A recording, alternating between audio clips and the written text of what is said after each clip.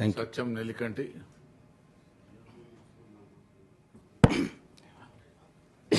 అధ్యక్ష, గత ప్రభుత్వంలో ఈ మునుగోడు ఉప ఎన్నిక సందర్భంగా నగదు బదిలీ పేరుతోని యాదవులకు ఈ గొర్రెల పంపిణీ పథకాన్ని ప్రారంభించడం జరిగింది.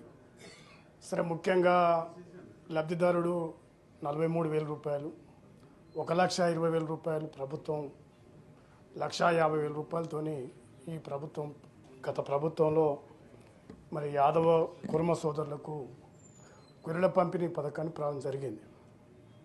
సరే, ఇవాళ ఆ సందర్భంగా మునుగోడు నియోజకవర్గంలో చాలామంది కొంత మేరకు మరి నగదు బదిలీ జరిగింది, గొర్రెల పంపిణీ కూడా పూర్తయింది. కానీ ఇంకా చాలామంది పాపం మరి డీడీలు కట్టి వాళ్ళందరికీ కూడా మరి లబ్ధిదారులు రానటువంటి వాళ్ళు చాలామంది ఉన్నారు. మరి వాళ్ళ అకౌంట్లలో డబ్బులు పడ్డాయి ప్రభుత్వం వైపుకి వెళ్ళి. కానీ ప్రభుత్వం మారిన తర్వాత ఆ అకౌంట్లన్నీ కూడా ఫ్రీజ్ చేయడం జరిగింది. దీంతో ఇవాళ మరి గతంలో కట్టినటువంటి డబ్బులకు 43,000 పోను వాళ్ళంతా కూడా ఆ అకౌంట్లలో డబ్బులు పడడం మూలంగా మొత్తం కూడా ఫ్రీజ్ చేయడం మూలంగా ఆ అకౌంట్లు వాడుకుంటేందుకు కూడా అవకాశం వస్తలేదు.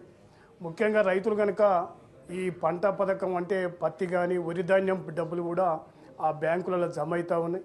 దాన్ని కూడా లావాదేవీల సందర్భంగా ఎక్కడ కూడా బ్యాంకులు దాన్ని మొత్తం కూడా ఫ్రీజ్ చేయడం జరిగింది. అందువల్ల మీ ద్వారా విజ్ఞప్తి చేయడం ఏంటంటే, గతంలో ఆ నియోజకవర్గంలో మరి ఉన్నటువంటి ఆ పైలట్ ప్రాజెక్టును కట్టినటువంటి లబ్ధిదారులకు మరి జమ అకౌంట్లో పడ్డటువంటి లబ్ధిదారులకు గొల్లకుర్మ సోదరులకు ఆ గొర్రెల పంపిణీ పథకాన్ని పూర్తి చేయాలని ప్రభుత్వానికి విజ్ఞప్తి చేస్తూ ఉన్నాం.